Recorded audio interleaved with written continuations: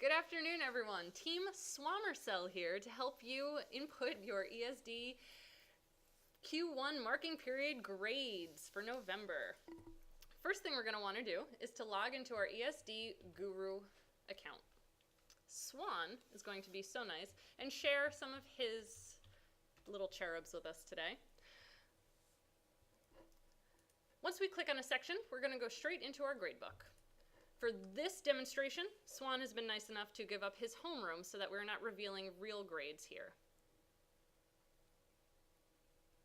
Before we start inputting any of our Q1 grades, the first thing you want to do is to go over your assignments. Make sure that you have everything updated.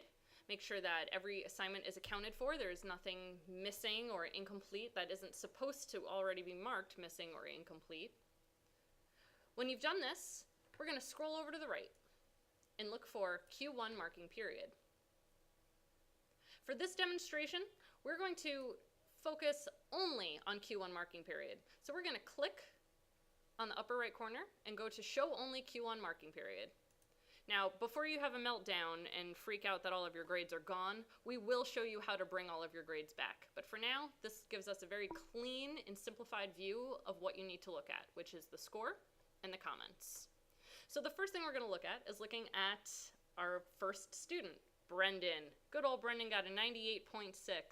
There are many options here.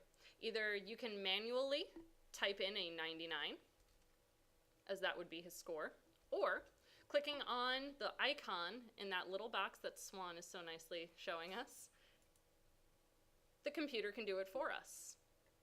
Their third option is to go up to the Q1 Marking Period tab and click on Calculate Numeric Scores. What this will do is it will calculate all of your students, not just Brendan.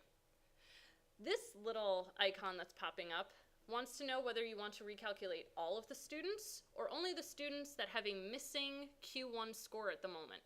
Right now, all of our students except Brendan have a missing, so we can click all are missing and it will be the same. But for now, we will click all.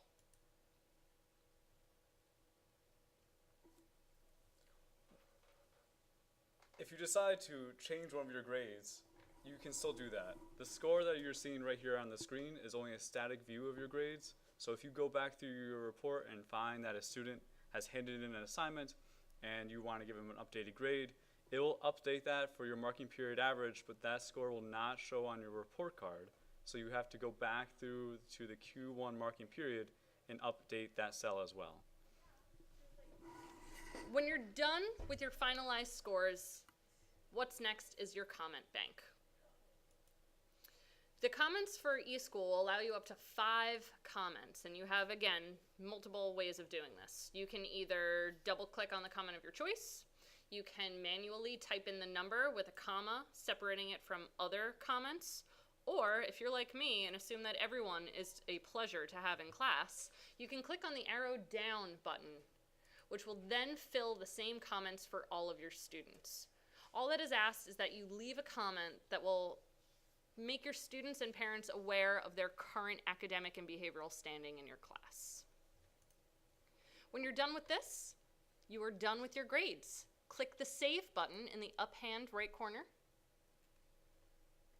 Success, Swan! It was a success! Yay! And that is it for Q1. Now, for those of you that would like to go back and see all of those wonderful assignments you've already put in, you simply click on the arrow once more and go to Show All Columns, and everything will be right again in the world. That is it for eSchoolData for Q1 data grade entry. If you have any questions about eSchool or finalizing your grades for the first quarter, please do not hesitate to contact any one of the eSchoolData turnkey trainers or come upstairs and see Swan personally. Have a wonderful day, guys. Bye.